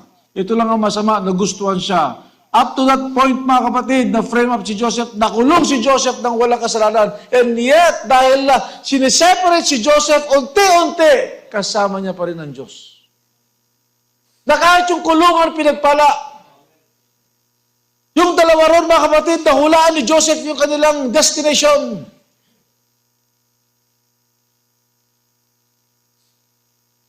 Until such time, na hinug na. Because ang reward ni Joseph, listen to this, ang reward ni Joseph sa separation niya is prosperity. Yeah. Si Joseph, sa totoo lang, kahit saan siya pumunta, yung mayaman yung pinupuntahan niya. Pero yun yung mga kapatid, saan napunta si Joseph? Sa Egypt. Kalooban ng Lord yun eh. Kasi ang pinakamayamang bansa nun, Egypt. So kailangan dun mo ilagay ang great economist. Dahil magkakaroon ng taggutom sa buong mundo ng 7 years. Wala nakakaalam nun mga kapatid, magkakaroon ng taggutom. Alam niyo ang taggutom, kung sagana ka ngayon, hindi ka nag-iisip ng taggutom. Tama? Oh, yan, sige. No, parang gastos dito, gastos doon, no? Pero pag dumating yung taggutom, wala na. But Joseph is a great economist. Tinuruan siya ni Jacob, of course, with revelation ng ating Panginoon. Kaya nung wala maka-interpret ng panaginip ni Paraon, sa totoo lang mga kapatid, ang panaginip ni Paraon will affect the whole world.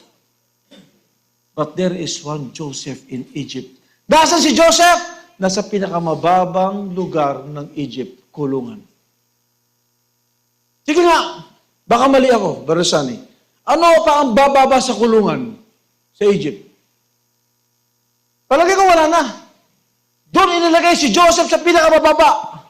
Ipapakita ng Diyos sa biyaya ng Panginoon, magmula sa kulungan, pupunta si Joseph sa kaharian. Fast forward.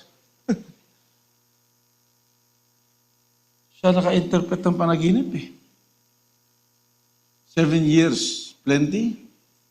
Pero paghandaan nyo, after nyan, 7 years famine. At grabe yung famine. Mukhang lahat mamamatay. Yan ang prophecy. Kaya dahil kay Joseph nakapaghanda sila doon 7 years of plenty, hindi sila ubos biyaya. Anong gagawin namin? Sige, sa bawat 5, kailangan magtago kayo ng 2. Tithes and offering yun eh. Look at the principle. Kahit sa Genesis, ang principle ng prosperity, tithes and offering. 20% yun, 2/10 yun. Sisiguraduhin ni Joseph, nakapagbigay na siya ng tithes, nakapagbigay pa siya ng offering. May kinalaman ba yan? May alam ba dyan ng Egyptian? No, it was a revelation by Joseph. Dahil buong mundo magkakaroon ng tagutom. At nasa ng pagkain during that famine, nasa Egypt. Bakit? Dahil nandun si Joseph na separated.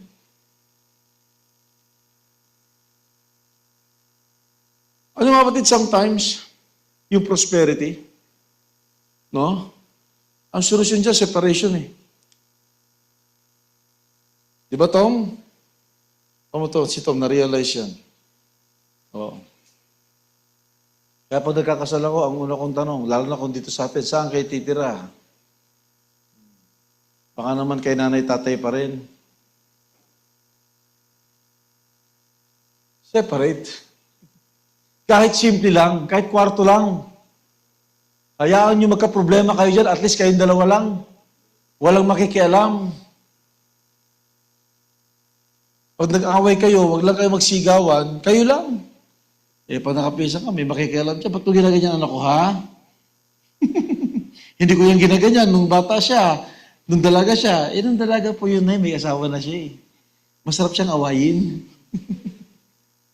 Alam niyo, mahirap pagka hindi nakabukod. Pati yung pag-aaway, pigil. Dapat pati yung pag-aaway, malaya. Ikaw, Gilbert, tatawa ka na naman. Yeah, kasi pag naka-express na yan, maya-maya, bati na yan. Ang problema pag hindi na-express eh, kasi nandiyan si nanay, nandiyan si tatay, huwag kang maingay, kunyari, okay tayo, yun, patay. 1 buwan yung away. Yeah. Sometimes, ang solution sa prosperity, separation. Minsan sa isang kumpanya, na loyal ka. Dahil loyal ka dyan, kahit na kung ano-ano nang pinagagagawa dyan, dahil loyal ka, ayaw mo umalis doon. Kaya minsan pag humingi sa akin ng advice, mag-resign ka na dyan. You separate. Laging merong mas maigi si Lord. May reward kasi ang separation. What's the reward of Joseph in his separation? Prosperity. Not just Joseph, not just Canaan, but the whole world. Dahil kay Joseph, na-survive ng world na yun. Tingnan niyo mga kapatid yung famine na yun sa Bible. Talagang sabi ni Joseph, 2 years pa lang, ubus na. May 5 taon pa. 2 years pa lang. Sino mabubuhay doon? Lahat ng inipon nila, ubos na. Ito ang magaling talaga si Joseph. Hindi lang tinapay ang inipon niya, pati binhi, meron siya. Kaya mag-ikapuri kayo sa binhi. Mag-ikapu kayo sa bunga. Nabuhay ang tao because of Joseph. A separated Joseph. Yeah. Most of the times, mga kapatid, tayo, we have the right union with Christ. Amen? We must have the right union with Christ. But we will not have the right union with Christ if we are not totally separated. Kung ano man ang gusto sa ating ipahiwalay ng ating Panginoon. No? Kaya sabi ko nga, tayo, we keep on moving. Minsan sa trabaho ko noon, yung trabaho ko noon dito na ako matatapos. Kasi ito, problema rin ito Yung trabaho ko noon, nagpapalit-palit lang yung pangalan ng kumpanya. No? Pero, hindi ako naalis. Ibig sabihin, kalooban pa ni Lord yan.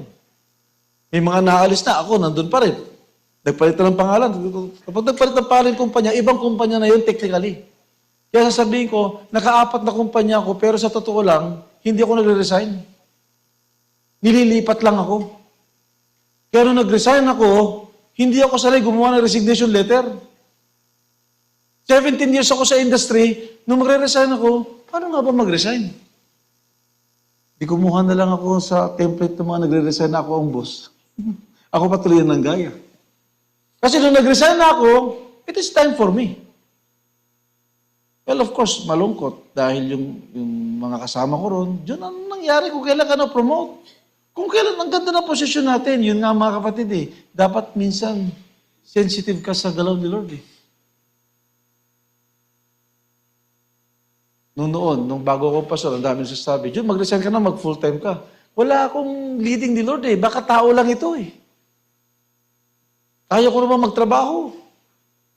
Akala ko magagawa ko hanggang rapture. Pero dumating yung point, there will be a calling that you really have to separate. Sabi ko lang sa mga kaibigan ko, companies are temporary, friends are forever. Huwag kayong mag-alala kahit saan tayo magpunta, magkakaibigan pa rin tayo. Yun lang yun. No? Be not loyal to the company, be loyal to the Lord. Kasi si Lord ang may-ari ng lahat. Kaya tama na, yung kaibigan ko noon, kaibigan ko pa rin ngayon. Whatever industry they are in, at ako rin ganon. That is that work. Yeah, kasi kailangan sensitive tayo sa paggalaw ni Lord. Kasi kung saan gumalaw ang pillar of fire, doon tayo susunod. Yeah. You always believe the tender hand of Jehovah. Walang dumating na prayer request sa akin, except kay Brother Mike na babiyahe sila bukas, papuntang Bicol. That's why, nasa ano ba si Brother Mike? Nasa Zoom ba? Si Sister Beth nasa Zoom yata. Brother Mike them. We will pray for the traveling mercy. Salamat kay Lord. Welcome sa mga nasa Zoom. Tita Fe Abelia from Canada, Sister Eileen Kabuyaw, si Brother Ariel Laguisma from Germany, Sister Josette Ann from Cavite, Sister Beth, I hope Sister Beth Hilo ito, Brother A, Brother Alan, siguro sa San Pedro, Brother Mike Hilo, nasa trabaho, Sister Emily Escobar from Middle East, Sister Emily Uraya, nasa Los Baños, Sister Hana de la Cruz, Bacolod, Sister Melda Torres from Bataan, Sister Karen Calamba, Sister Lilia Santa Cruz, Sister Malu Cavite, Sister Marlene Bataan, Sister Pai Bacolod, Sister Pilar Cuan, Italy. Welcome everyone, and thank God for the right union because we have the right separation. Can we bow our heads in a while? Salamat aming Ama. We thank you, Father, for your grace. The separation and its reward. Inihiwalay niyo kami, Lord, sa mga bagay na sanlibutan. Inihiwalay niyo kami sa mga sarili naming kaisipan. And will be united with you in the right manner because you have separated us as well in the right manner. Lord, we pray for Brother Mike Sister Beth sa kanilang biyahe bukas to Bicol for a visit kay Brother Edwin and the family. In the name of our Lord Jesus Christ, Lord, traveling mercy. Paglabas niya ng trabaho, biyahe sila, walang tulog. At hindi malapit ang Bicol, Lord. And yet, in your name, they will be protected and provided. Sa mga kaarawan ng aking pamangkin, Sister Rax, salamat sa kanyang buhay, aming Ama. We thank you, Father, for her life as a young sister. Gayon din kay Daddy Mike on Friday ay kaarawan niya rin. Salamat sa buhay ng aming Daddy Mike. Sa kalakasan pa rin and for his soul, most especially, in the name of our Lord Jesus Christ, we thank you, Father.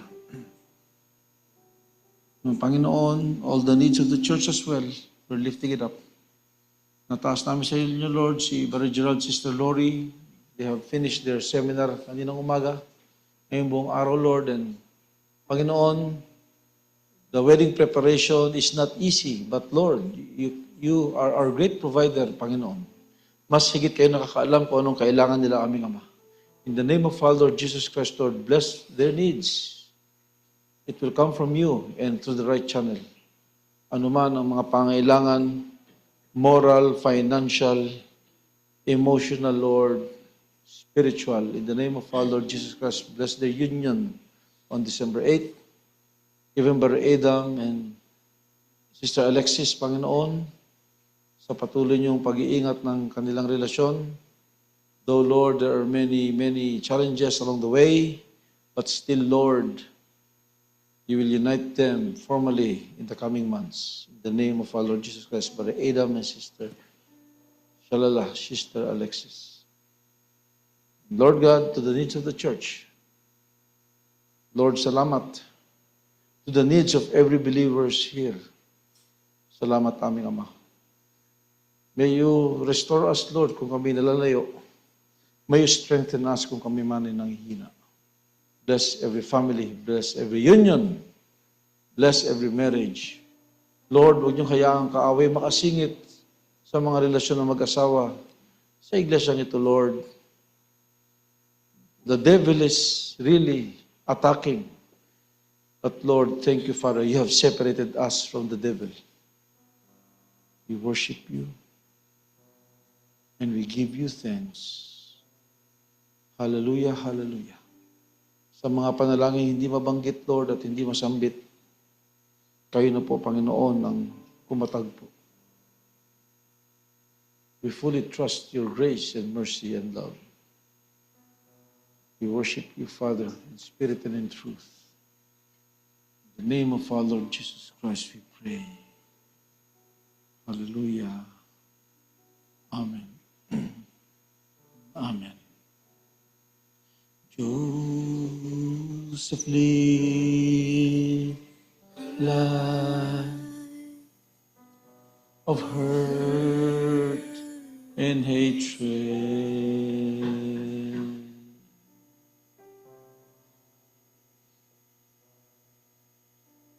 And even his own family brought him pain.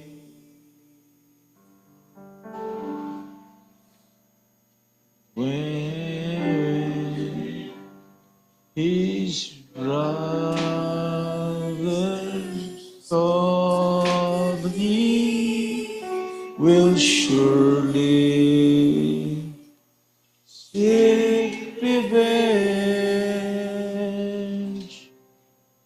he said, I have seen God's purpose now made plain. It was the tender hand. Can you all stand, please? Worship Him. Of Jehovah,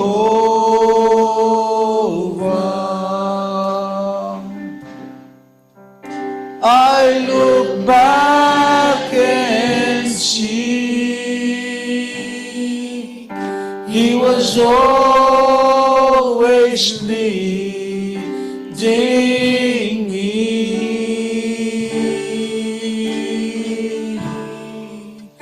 And what was meant for me, God had used to show me His great love.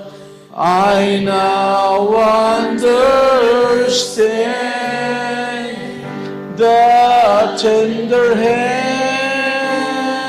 of Jehovah.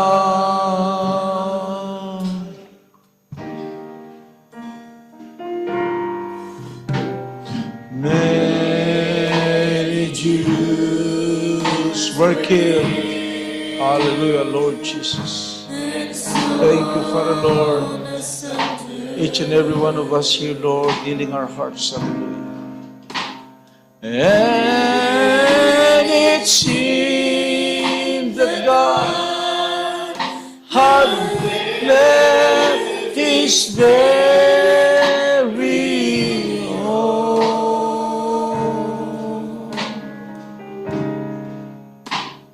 Oh, but through it all, God had a plan. Little did they know that He would lead all of His children on back home.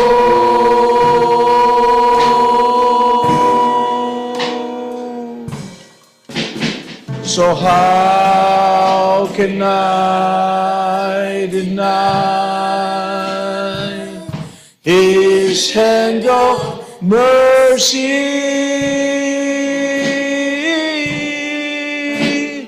Oh, when troubles came and they left no reason why, I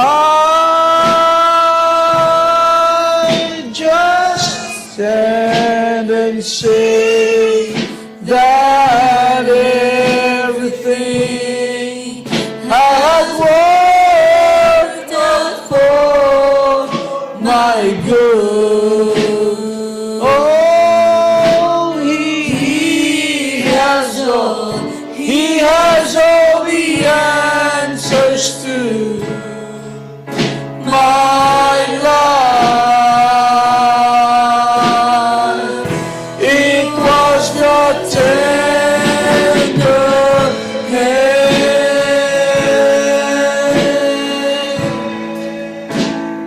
of Jehovah.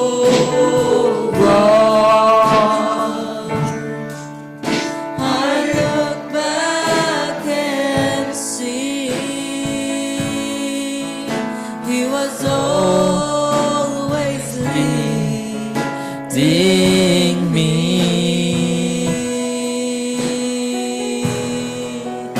And what Was meant for evil, God has used to show me His great love. I now understand the tender hand of Jehovah.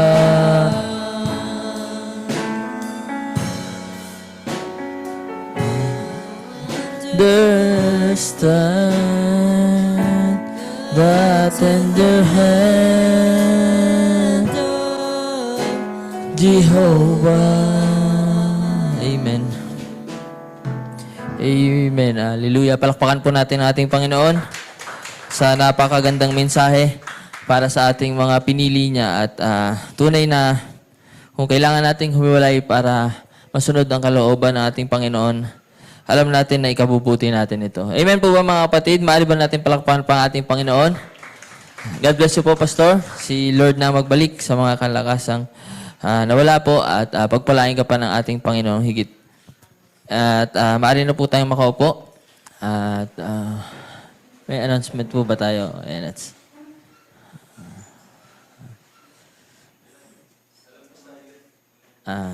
oo nga po pala sa youth, meron po ata silang youth convention. May survey po yung mga youth sa youth convention nila sa October 18. Yung mga kaya na po magsagot, pwede na po magsagot sa survey nila para sa update po at malaman kung sino mga sasama o hindi. At ngayon po idadako na tayo sa tithes and offering. Hawitin natin yung offering mga kapatid.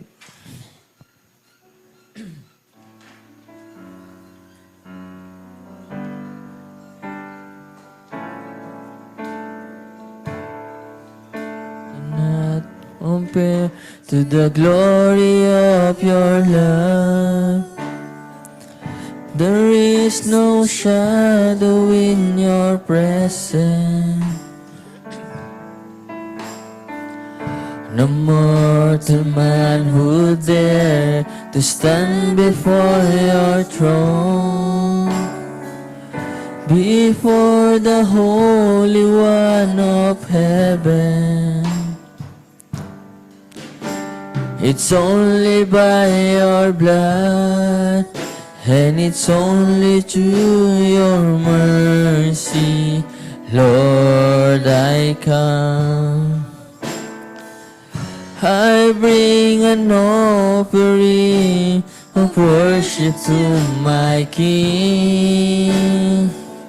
No one on earth deserves the praises that I sing. Jesus, may you receive the honor that you're due. Hi, Lord, I bring an offering to you.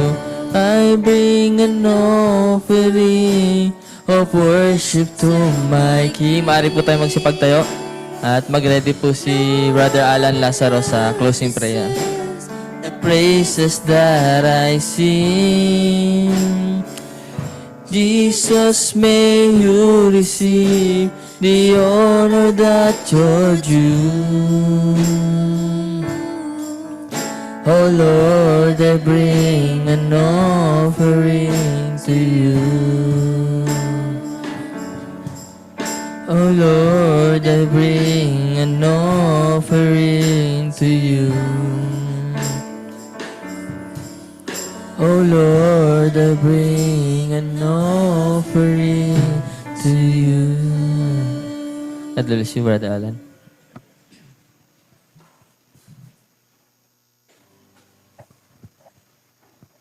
Amen. Tayo pong lahat ay mo ko at panalangin sa ating Panginoon, aming Diyos na tunay po na dakila at tapat na hindi nagbabago, ikaw noon, ngayon at magkakailan pa man. Lord, we are so thankful for this prayer meeting, Panginoon, na tunay, Panginoon, na inyo pong nire-reveal sa amin kung saan mga bagay dapat kami separated, Panginoon. Separation, kung saan, Panginoon, sa mga bagay na hindi nakakalugod sa Panginoon. And we are seeking for your grace, Panginoon, ng mga bagay na ito, Panginoon, ay ito na makapag-separate ang bawat isa upang ang lahat ng iyong blessings, Panginoon, ay pumasok sa buhay ng bawat isa sa amin, Lord. We are so thankful, Lord, at sa bawat gawain tunay po na nangungusap ka, Panginoon, whoever you are using, Panginoon, na maging preacher or exhorter, Panginoon, we found and we see your word, Panginoon, na tunay po na nagpapatibay at nagtutuwid po sa amin, Panginoon. And we are so thankful for that, Lord. Just give us a heart, Panginoon, na handang magpatuwid sa iyong mga salita, Panginoon. And thank you, Lord, sa mga individual po, Lord, na ginamit mo sa gabing ito. Sa aming kapatid na si Brother Sunny na nag-song lead, Lord. You know his needs, his family, Lord. I bless niyo po siya, Lord, ngayon sa health, Panginoon, at sa lahat ng aspeto din, Lord, Panginoon. At gayon din, Panginoon, sa aming kapatid si Brother Tom, na nag-MC, Panginoon.